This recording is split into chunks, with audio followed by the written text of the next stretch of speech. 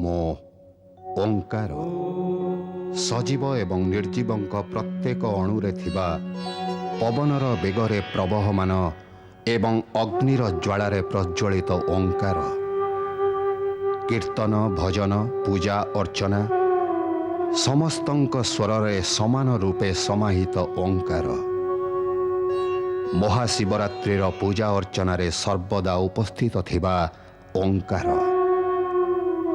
महाशिवरात्रिर पवित्र अवसରରେ नारद कैलास को आसन्ते आउ शिवंक आज्ञारे शिव महिमा सह संपर्कित शबर गुरुद्रोह एवं हरिणीर कहानी कहन्ति।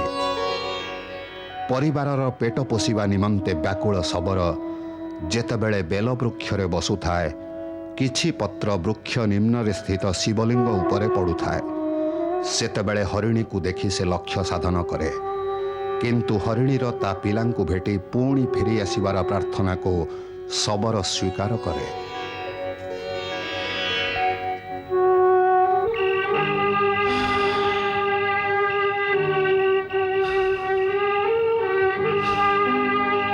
लगुच से दुहे आसबेनि मत मूर्ख कर चली गले एबे प्रतीक्षा करी आउ किछि लाभ नहीं।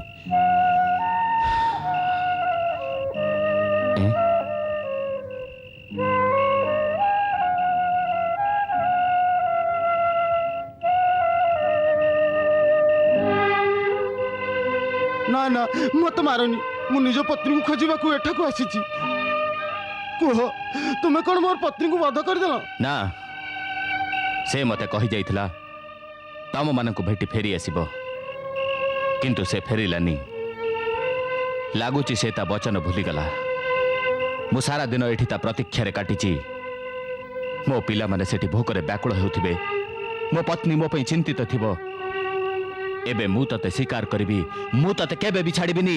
ठीक अछि किंतु एतिकी प्रार्थना जे मते थरोटे निज पत्नी को भेटिबा को दियो तापरे मु तुम निकट को प्राण देबा को निजे चली आसीबी। ठीक अछि तू भी जा किंतु शीघ्र फेरी आसीबू बहुत विलंब हो गलानी।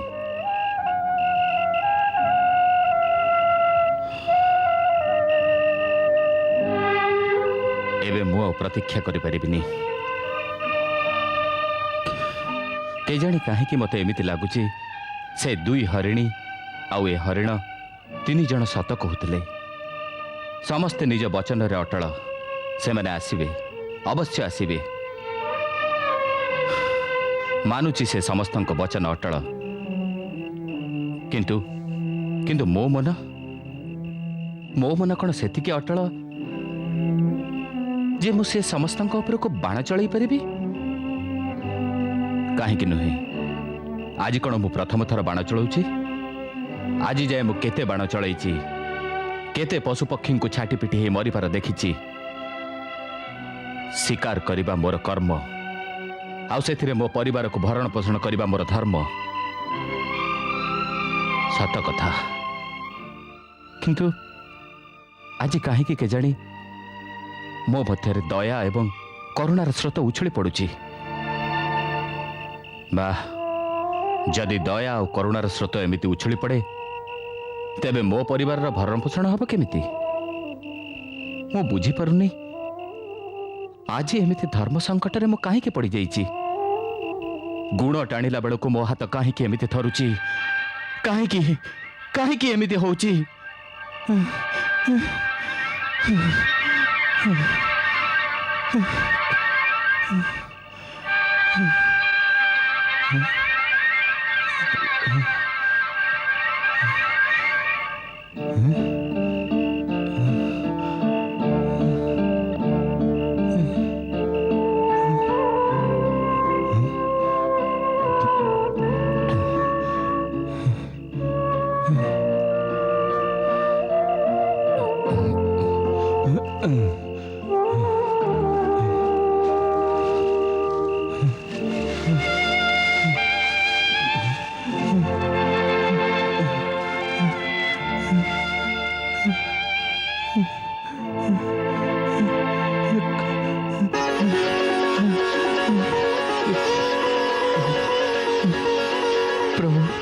आपण प्रभु प्रभु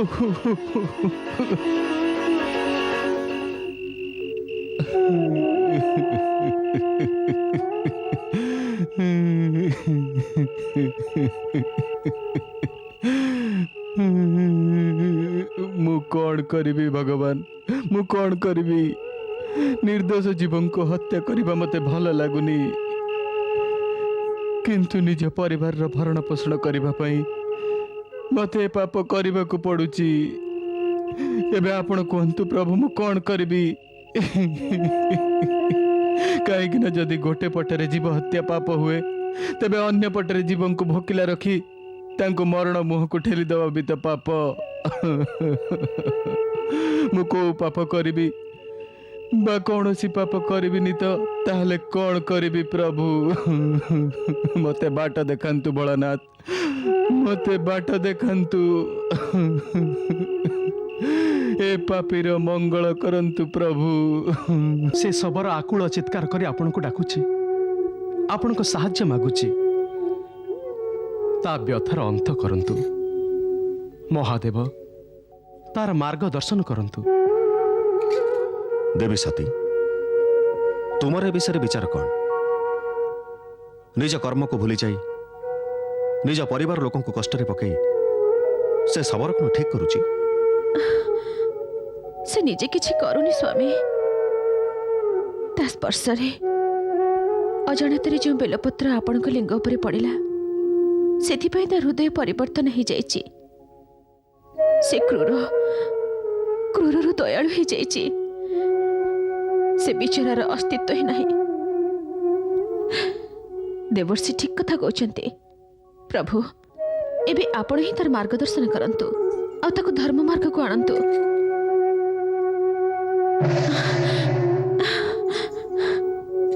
माता प्रभु मो प्रार्थना शुणी नेले, मो प्रार्थना सार्थक हैला। एबे से सबरर उद्धार अवश्य है जीव। नारायण नारायण। मते सद्बुद्धि दियो भगवान, मो उपरे दया कर मो उपरे दया कर प्रभु, मते उद्धार कर भोलानाथ।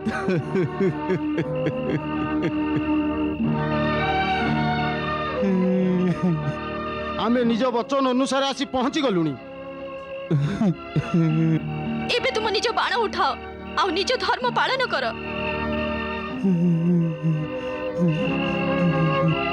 एमिति कौन देखुच? तीर चलाओ, धनु उठाओ। विलंब करनी। तुम पिला और पत्नी भोकरे विलंब करुथिबे।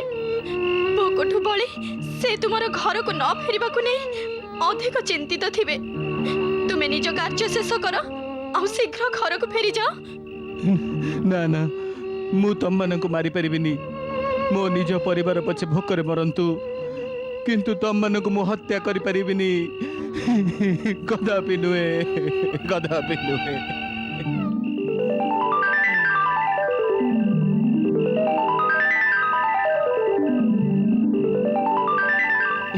भोलानाथ भोलानाथ।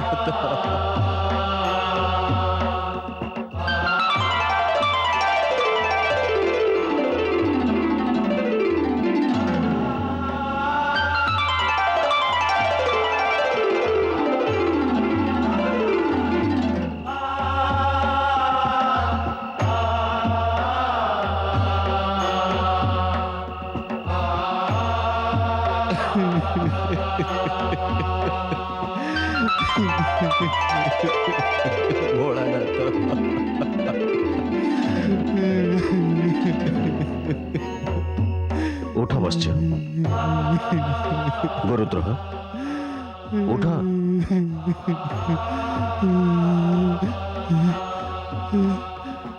आस बस प्रभु प्रभु प्रभु प्रभु प्रभु ए अधर्मी को आपण स्वयं दर्शन देइछंती। हत्याकारी पापी उपरे एते कृपा काहेकि? मु यार योग्य नुहे प्रभु, मु यार योग्य नुहे। गुरुद्रोह हत्या करबा तो पाप, किंतु कर्म न करबा भी तो पाप ना। ଆଉ ତୁମ କର୍ମ ତ ଏମିତି ଯାହା ତୁମେ ଇଚ୍ଛା ନ କରୁଥିଲେ ବି ତୁମକୁ ପାପରେ ଭାଗି କରିଦେଉଛି। କିନ୍ତୁ ଆଜିଠୁ ତୁମକୁ ଏଭଳି କାମ କରିବାକୁ ପଡ଼ିବନି ଯାହା ତୁମକୁ ପାପ ଆଉ ଆତ୍ମଗ୍ଲାନିର ବୋଝ ତଳେ ରସାତଳଗାମୀ କରୁଛି। ପ୍ରଭୁ, କିନ୍ତୁ ଏତେ କୃପା ମୋ ଭଳି ଦିନହୀନ ବ୍ୟକ୍ତି ଉପରେ କାହିଁକି କାହିଁକି ପ୍ରଭୁ? ଆଜି ମହାଶିବରାତ୍ରି।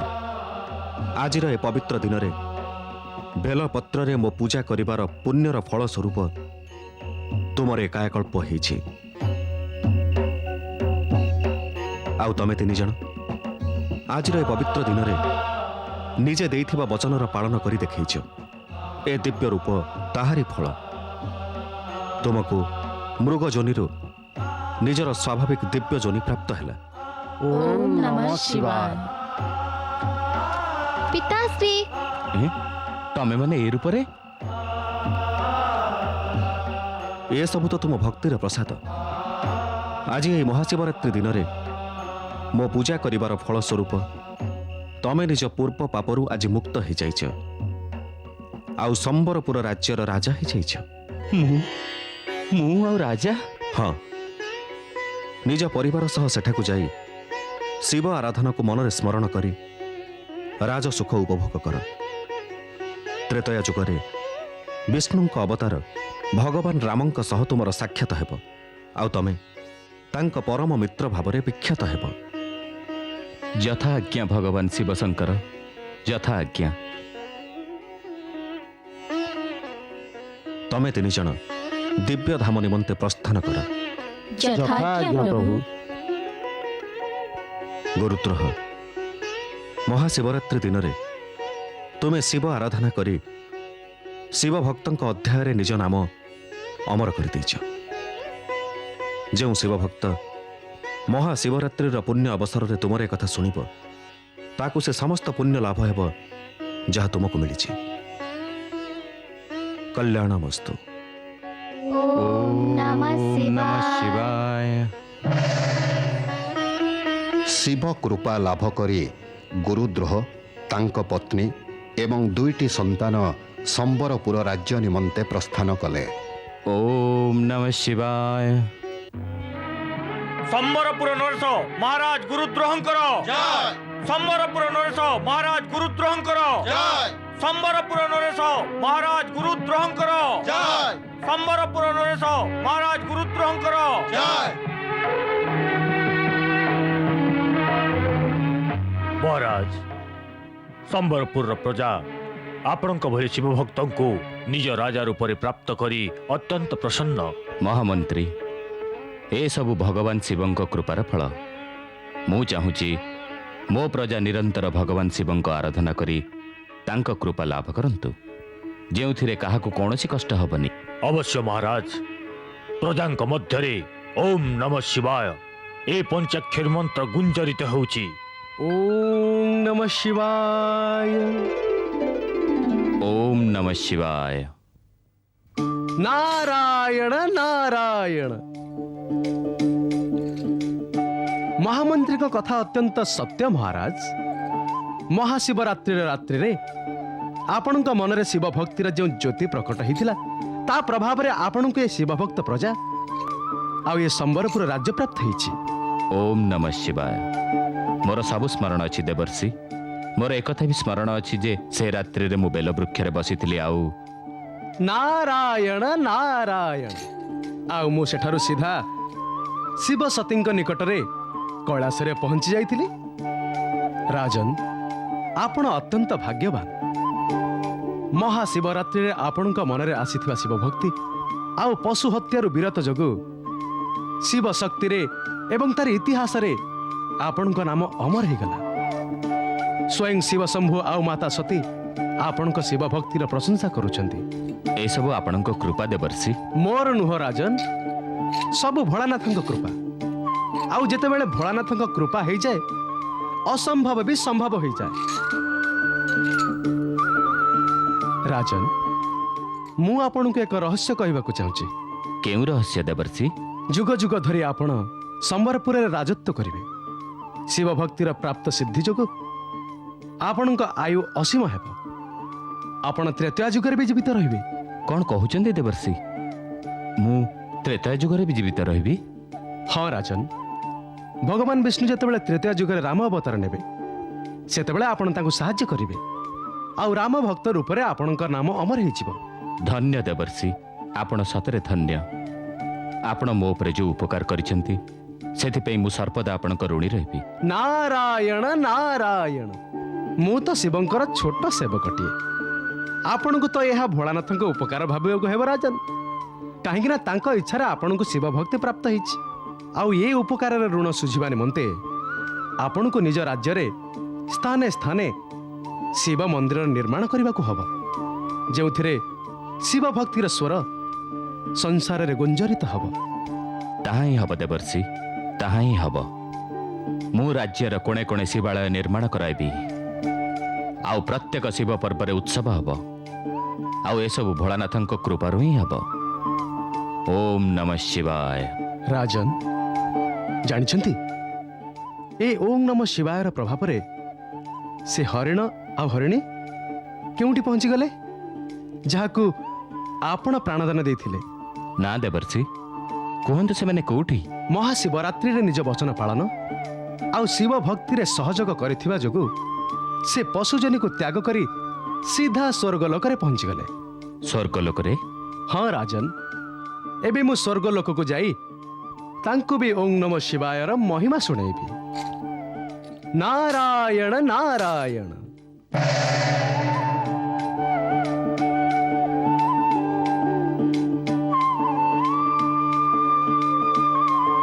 ଭୋଳାନାଥଙ୍କର ମହିମା ଅପରମ୍ପାର। କୁହ ଓମ୍ ନମଃ ଶିବାୟ, ଓମ୍ ନମଃ ଶିବାୟ, ଓମ୍ ନମଃ ଶିବାୟ।